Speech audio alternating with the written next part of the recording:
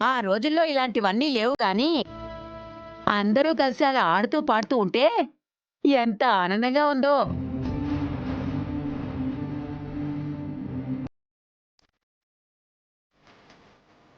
పెద్దవాళ్ళు కూడా పిల్లలతో కలిసిపోయారు. ఆ పాటలేంటి, ఆ డాన్సులేంటి, ఇంట్లో అందరూ పెద్ద పండగ చేసుకున్నట్టు ఎంత సందడిగా ఉందో. ఇదంతా చారు అదృష్టం. అవునవును. అయ్యో!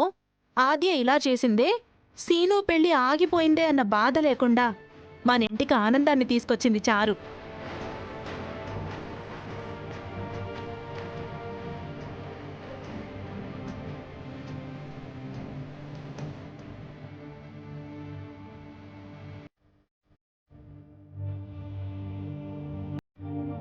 ఇంకా మాటలెందుకు? అందరం కలిసి భోంచేస్తున్నాం. తినండి.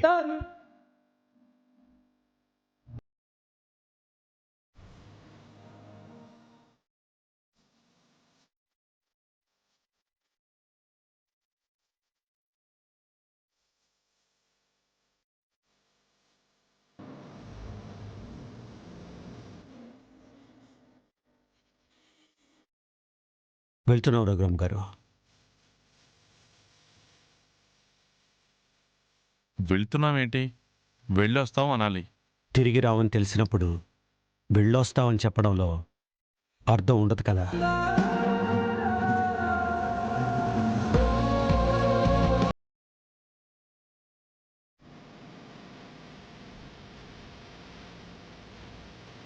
ఉంటాం పెదనాన్న. ఎలాగో ఇంతసేపున్నారు. భోజనం తినకుండా వెళ్ళడం ఏంటి? తినేసి వెళ్ళండి. లేదండి, ఫ్లైట్కి టైం అవుతుంది, మేము వెళ్ళాలి. ఎంతసేపు తింటారు? వదిన చెప్తుంది కదా. ఎలాగో ఇంతసేపున్నారు కదా! భోజనం చేసి వెళ్తే బావుంటుంది కదా! తినేసి వెళ్ళండిలే. మళ్ళీ ఇంటికి మీరొచ్చేది లేదు, తినేది లేదు. చివరిసారి ఒక ముద్ద తినేసి వెళ్ళండి. అమ్మా, అయ్యో! నేను తప్పుగా అనడం లేదు రఘు. వాళ్ళంతట వాళ్ళే పోతామంటున్నారు కదా! మళ్ళీ వస్తారో రారో, జానకి మాట కాదనకుండా తినేసి పొండి అంటున్నాను.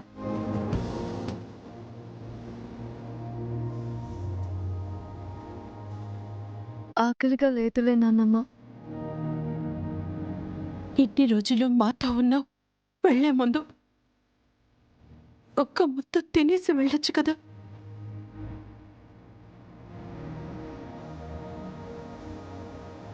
ఆద్య వెళ్లకుండా ఆపుతానని మాటిచ్చావు. ఇప్పుడు వాళ్ళు వెళ్ళిపోతున్నారు. తొందరపడకు రామలక్ష్మి, ఏం జరుగుతుందో చూస్తూ ఉండు. ఆద్యని ఇన్ని రోజులు ఎంతో ప్రేమగా చూసుకున్నందుకు మీ అందరికీ చాలా థ్యాంక్స్.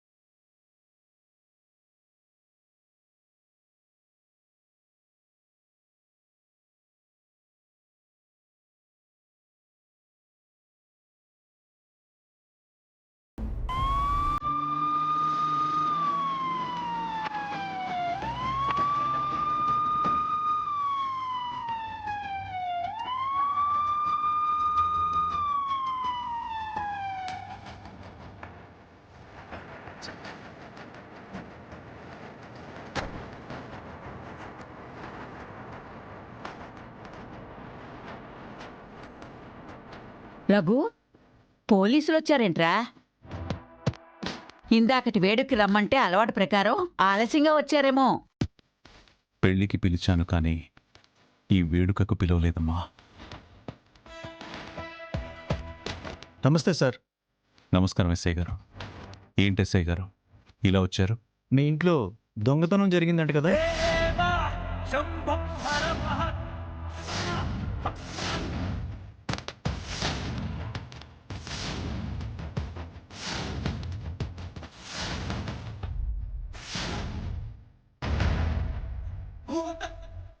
మా ఇంట్లోనా? మీరేదో పొరపాటు పడినట్టున్నారు. లేదు సార్, కంప్లైంట్ ఇచ్చారు, అందుకే వచ్చాను. ఎవరు ఎవరు ఫిర్యాదు చేశారు? నేను చేశానన్నయ్య.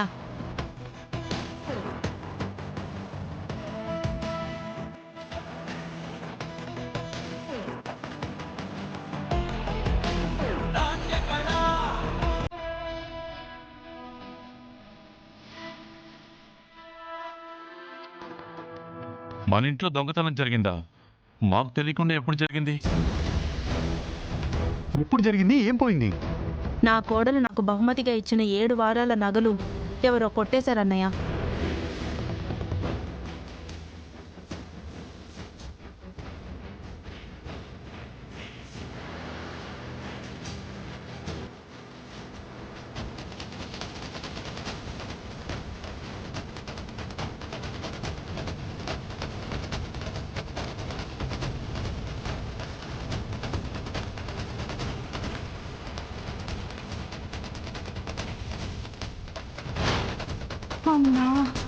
అమ్మా, కార్యక్రమం కన్నుల పండగగా జరిగింది పార్వతి.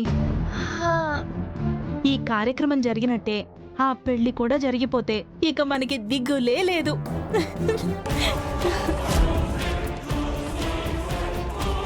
ఇదేంటి పార్వతి బీరువా తీసుంది?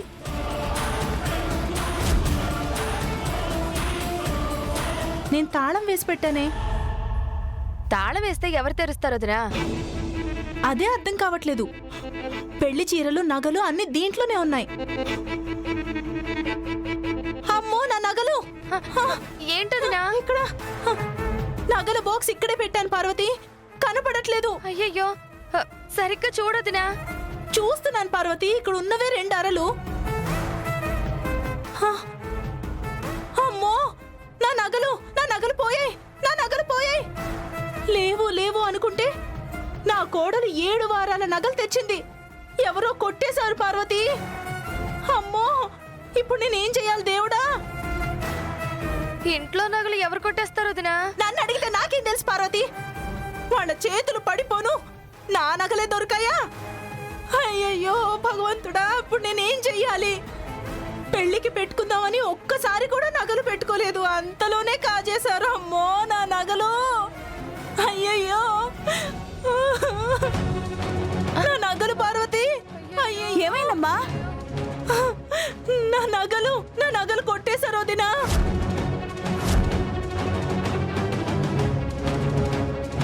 కొట్టేశారా? ఎక్కడ పెట్టావు సరిగా చూడమ్మా. మీరు తెచ్చి ఇచ్చింది ఇచ్చినట్టు ఇక్కడే పెట్టానన్నయ్య. నా కోడలు నాకు ఇచ్చిన నగలు ఒక్కసారి కూడా పెట్టుకోలేదు పార్వతి. బీరువాలో ఉన్న నగలు పోయాయంటే ఫంక్షన్కి వచ్చిన వాళ్ళు ఎవరో కొట్టేస్తుంటారు. వచ్చిన వాళ్ళందరూ అయిన వాళ్లే, ఇప్పుడు ఎవరినని అనగలం? ఊరు జనం కూడా వచ్చారు కదమ్మా. ఎవరు తీసారో తెలియకుండా ఎవరినని అనుమానిస్తావన్నయ్య? అందరినీ అనుమానిస్తే ఊరి జనం ఊరుకుంటారా? అందుకని అంత బంగారం పోతే చూస్తూ ఊరుకుంటామా వదినా?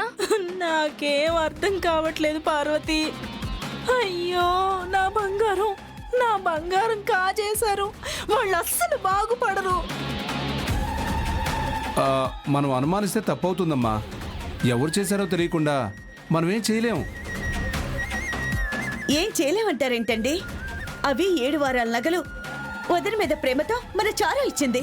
ఆ బంగారం ఎవరు తీశారో తెలియాలంటే మన వల్ల కాదు, పోలీసులు రావాల్సిందే. ఉండండి, పోలీసులకు ఫోన్ చేస్తాను.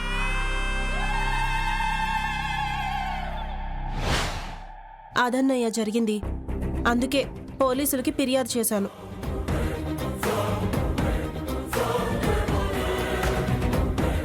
నగలిచ్చింది చెప్పలేదు, పోయింది చెప్పలేదు. పోలీసులకు మాత్రం ఫిర్యాదు చేశావు. మరి ఏం చేయమంటావరా? తులమా అరతులమా 7 వారాల నగలు కనీసం ఒక్క పూట ఒంటి మీద వేసుకుని చూసుకుంది కూడా లేదు. అందుకని నీ ఇష్టానికి నువ్వు చేస్తావా? ఈ ఊర్లో ఎవరికి ఏ కష్టం వచ్చినా మన ఇంటి వైపు చూస్తారు. అందుకే ఈ రోజు వరకు పోలీసులు మన ఊళ్ళోకి అడుగు పెట్టలేదు. అలాంటి మన ఇంటికి నువ్వు పోలీసులను రప్పిస్తావా? నువ్వు ఉండు శివరాం. ఏమ్మా, నగలు పోయాయని నాతో ఒక్క మాట చెప్పలేదే? నీ ఇష్టం వచ్చినట్టు ఇలా పోలీసులకు ఫిర్యాదు చేయడం ఏంటి? ఇంటి గురించి, ఇంటి పరువు గురించి ఆలోచించవా?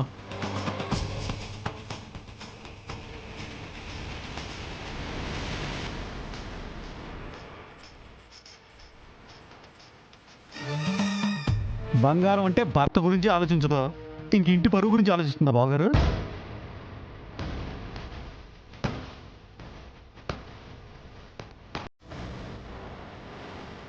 అంటే అన్నయ్య బంగారం పోయిందన్న బాధలో ఏం చేయాలో అర్థం కాలేదు.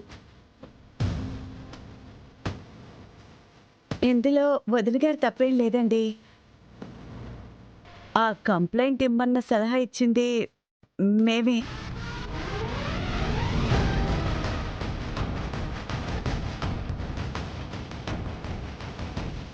కాబోయే వియంకురాలు కదా అని ఏదో మా సంతోషం కోసం బంగారం బహుమతిగా ఇచ్చాం.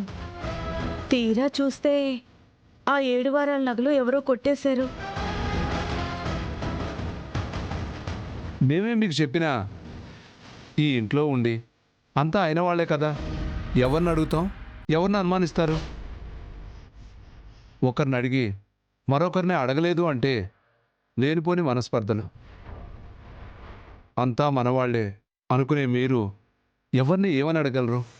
అలా అడిగినా మీకు లేనిపోని చెడ్డ పేరు వస్తుంది.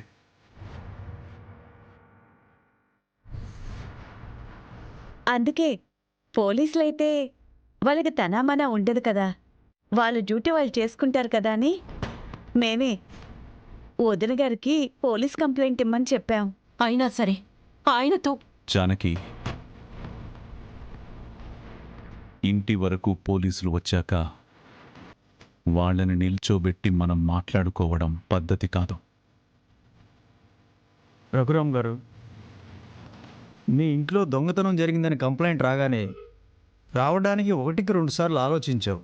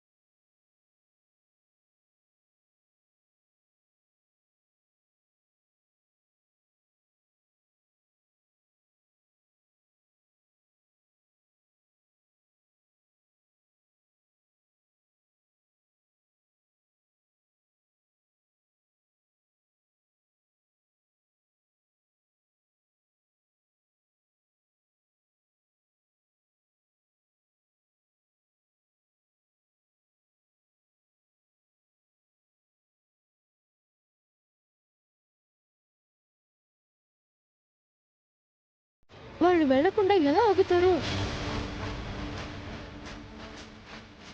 నేను చెప్పిందేంటి, నువ్వు చేస్తుందేంటి? జరగాల్సిందే జరుగుతుంది. వాళ్ళు వెతుకుతారు, వెతకనివ్వు.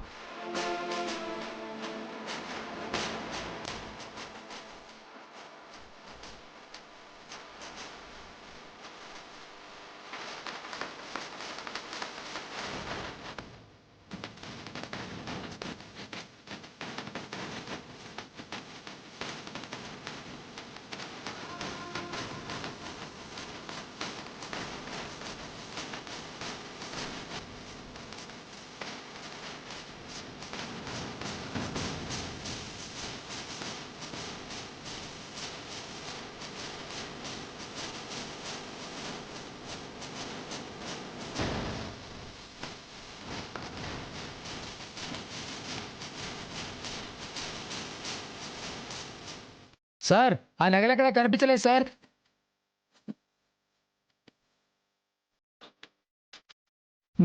చెప్తే విన్నావా? దొంగతనం చేసిన వాళ్ళు ఇంట్లో ఎందుకు పెడతారే? ఆ బంగారం ఎవరు తీశారో వాళ్ళు తప్పు అని ఒప్పుకుంటే ఏ సమస్య ఉండదు.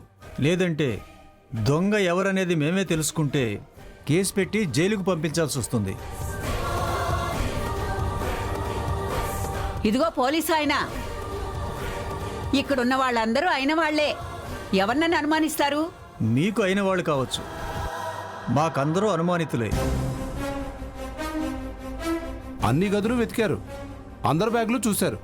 అదిగో వాళ్ళు ఊరు వెళ్ళాలని బ్యాగులు సర్దుకున్నారు కదా, వాళ్ళని చెక్ చేయండి.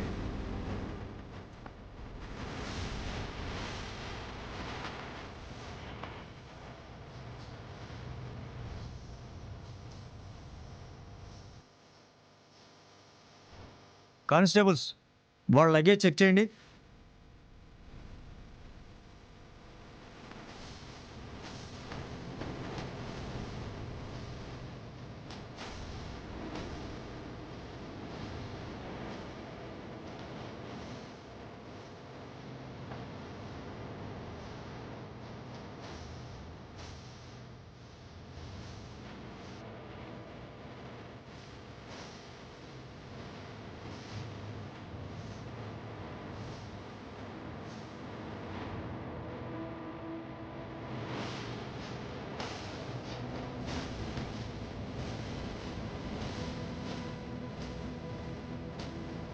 సార్, ఇందులో కూడా బంగారం లేదు సార్.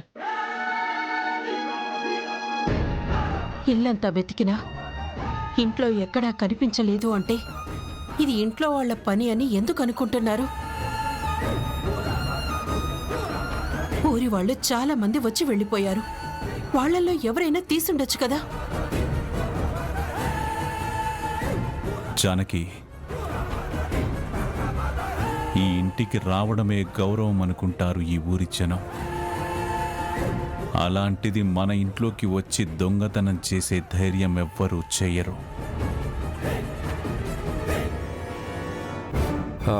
బయట వాళ్ళు చేయలేదు అంటే ఇది ఇంట్లో వాళ్ళ పనే అని నాకు అనిపిస్తుంది మావయ్య గారు. అంటే ఊరి జనం అంత ధైర్యం చేయరని మీరే అంటున్నారు. అలాంటప్పుడు ఇంట్లో వాళ్ళు తప్ప మరొకరు చేసే అవకాశం లేదు. పైగా బంగారం పిన్ని గారికి ఇచ్చినట్లు ఇంట్లో ఉన్న వాళ్ళకి తెలియనప్పుడు మరి బయట వాళ్ళకి తెలిసే అవకాశం లేదు.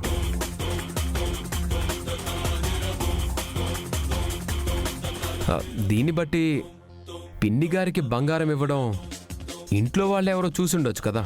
లేనిపోని అనుమానాలతో ఇంట్లో వాళ్ళని అవమానించమంటావా? ఇంట్లో ఎవరికీ అవసరం లేదు. దొంగతనం చేయాల్సిన కర్మ అంతకన్నా లేదు. దొంగతనం చేయాలన్న ఆలోచన ఎవరికి ఉండదు మావయ్య గారు. ఒకేసారి అంత బంగారం చూసినప్పుడు ఆలోచన వచ్చి ఉండొచ్చు కదా. అతను చెప్పిన దాంట్లో పాయింట్ ఉంది. బంగారం ఇచ్చిన విషయం ఇంట్లో వాళ్ళకే తెలియదంటే బయట వాళ్ళకి ఎలా తెలుస్తుంది? అది చూసిన ఇంట్లో వాళ్ళే ఎవరో ఈ పని చేసి ఉండాలి. దొంగ ఎవరు ఏంటి అనేది తేలే వరకు ఇంట్లోంచి ఎవరూ బయటికి వెళ్ళడానికి వీల్లేదు.